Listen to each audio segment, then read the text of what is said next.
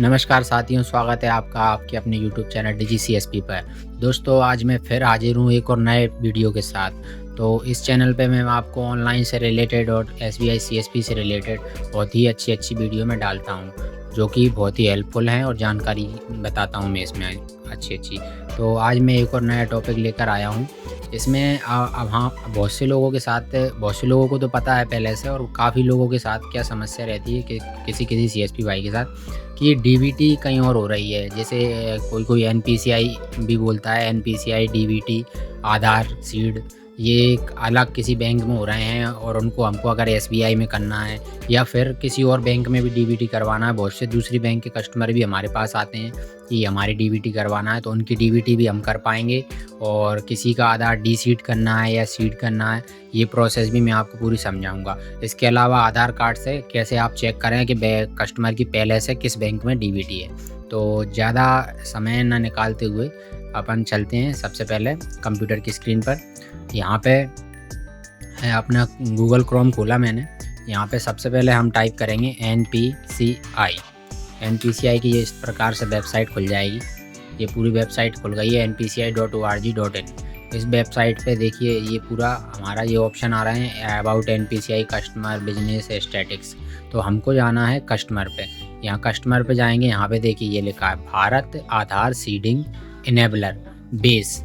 इस ऑप्शन पे हम क्लिक करेंगे तो ये हमारा एनपीसीआई वाला डीबीटी करने वाला पोर्टल ओपन हो जाएगा। ये इस प्रकार से पोर्टल ओपन हो गया। यहाँ पे देखिए साइड में ये ऑप्शन दिए हुए हैं होम, फिर आया आधार सीडिंग और deseeding, account details, Aadhaar mapped status, Aadhaar mapped history, request status check. तो ये तो वो है कि हमने अगर कोई स्टेटस रिक्वेस्ट की है जैसे आधार सीडिंग या डी सीडिंग की, तो यहाँ से हम रिक्वेस्ट को चेक कर सकते हैं वो सक्सेस हुई है नहीं हुई। ज़्यादातर तो वैसे इसमें तुरंत ही हो जाती है। ठीक है, हिस्ट्री में पूरा डेटा आ जाएगा हमारा कि हमने पहले किस बैंक में डीबीटी की और किस में करा ली, वो डाटा आएगा। यहाँ पे हम ये चेक कर सकते हैं आधार मैप्ड स्टेटस में कि अभी हमारी वर्तमान में किस बैंक में डीबीटी है। और यहाँ से हम डीबीटी को डी सीड भी कर सकते हैं, एनपीसीआई डीबीटी को डी सीड भी कर सकते हैं किसी बैंक से, और किसी दूसरी बैंक में सीड भी कर सकते हैं। तो सबसे पहले मैं आपको स्टेटस देखना बताऊंगा, आधार मैप्ड स्टेटस। चलिए तो इसमें चलते हैं। यहाँ पे हमको कुछ नहीं, आधार नंबर डालना है अपना। ये आधार नंबर डाला, आधार नंबर डाल के यहाँ पे चेक स्टेटस पे क्लिक करेंगे। सॉरी, कैप्चा गलत हो गया है। 1153724 ये कैप्चा डाला। ये देखिए ये ओटीपी चला गया है। अब ओटीपी डालेंगे इसमें। ओटीपी आ चुका है, ये ओटीपी डाल दिया मैंने। ये देखिए यहाँ पे देखिए अब क्या आया, लिखा इनेबल फॉर डीबीटी और मैंडेट फ्लैग में यस। और ये लास्ट डेट भी लिखी, अपडेटेड डेट भी लिखी आई है कब डीबीटी लास्ट बार हुई थी। 22 जनवरी 2025 में ये डीबीटी हुई थी। किस बैंक में? स्टेट बैंक ऑफ इंडिया में। यहाँ से हमारा डेटा चेक हो चुका है किस बैंक में डीबीटी है। अब यहाँ पे अगर हम चलें, अगर हम चाहें कि यहाँ पे हमको इसमें से डीबीटी हटानी है या फिर किसी दूसरी बैंक में करनी है, तो उस कंडीशन में हम यहाँ पे आएंगे आधार सीडिंग डी सीडिंग में। यहाँ पे जाएंगे, यहाँ से देखिए ये चेंज करने पे डायरेक्ट पूछ रहा है क्या do you want to change the service confirm. ठीक है, अब यहाँ देखिए क्या क्या ऑप्शन आ गए हमारे। एक तो आधार नंबर का ये आ गया। अब देखिए यहाँ पे ये क्या पूछ रहा है, सीडिंग और डी सीडिंग। ठीक है, किस बैंक से आपको क्या करना है, यहाँ पे दोनों में से क्या वो ऑप्शन हम सिलेक्ट कर सकते हैं। तो सीडिंग पे जाएंगे तो देखिए यहाँ पे ऑप्शन आया बैंक। यहाँ पे दोस्तों कौन सी सिलेक्ट करेंगे, जिस बैंक में आपको डीबीटी करना है। ठीक है, जिस बैंक में डीबीटी करना है, नई बैंक में जिसमें भी करना है। जैसे मान लो आपकी पहले स्टेट बैंक में है और आप उसको बैंक ऑफ इंडिया में करना चाहते हो, तो उस कंडीशन में आपको बैंक ऑफ इंडिया यहाँ सिलेक्ट करना होगा। ठीक है, इसके बाद यहाँ पे क्या पूछेगा, फ्रेश सीडिंग, यानी कहीं अगर डीबीटी नहीं है तो आप यहाँ स्टेटस में आप पहले ही चेक कर लेंगे कि कस्टमर की कहीं पे डीबीटी नहीं है। ठीक है, तो यहाँ पे अगर उसकी कहीं नहीं है ना, तो उस कंडीशन में ये ऑप्शन सिलेक्ट करेंगे। अगर कस्टमर बोल कि डीबीटी किसी दूसरी बैंक में है, तो आपको ये ऑप्शन सिलेक्ट करना है, movement from one bank to other bank. ठीक है, movement from one bank to other bank, इस ऑप्शन से हम डीबीटी को चेंज करेंगे। तो यहाँ पे लिखा है same bank to another account. अगर किसी के दो अकाउंट हैं एक ही बैंक में अलग अलग सेगमेंट में, तो हो सकता है उसका ऑप्शन हो। बाकी मैंने ये यूज़ नहीं किया तो मैं इसलिए इसके बारे में नहीं बता पाऊँगा।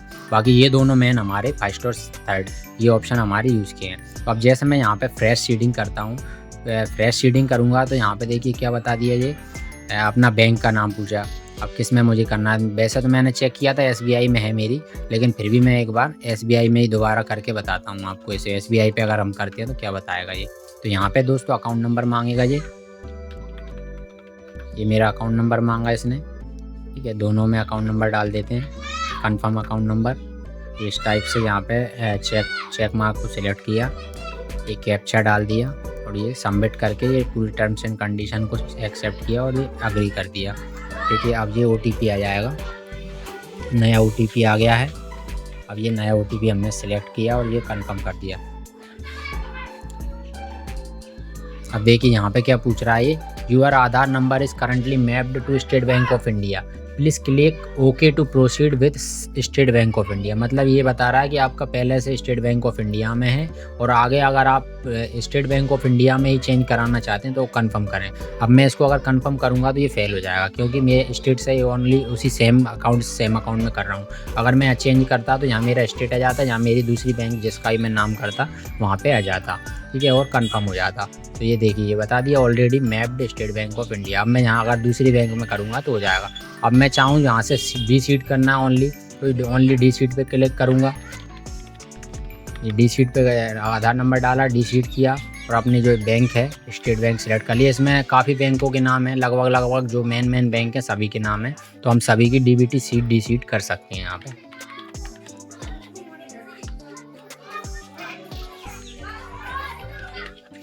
इसमें मैंने डाल देता हूँ, मैंने अकाउंट नंबर डाल दिया है, दोनों में कंफर्म किया, ये मैंने सबमिट कर दिया। यहाँ पे आधार का OTP आ जाएगा, ये OTP आया, मैंने OTP को फिल कर दिया, ये कंफर्म कर दिया। देखिए ये बोल रहा है your Aadhaar number is currently mapped State Bank of India, please click okay to proceed with State Bank of India. अगर मैं यहाँ ये कंफर्म कर दूंगा तो मेरी जो DBT है वो डी सीड हो जाएगी, क्योंकि मैंने डी सीड वाला ऑप्शन सिलेक्ट किया है, ठीक है। तो इसी प्रकार से हम दोस्तों यहाँ से कर सकते हैं, इस ऑप्शन से यहाँ से आप सीडिंग करिए, डी सीडिंग जो भी आपको करना कर सकते हो। यहाँ से आप स्टेटस चेक कर सकते हैं जिसमें DBT है क्या है।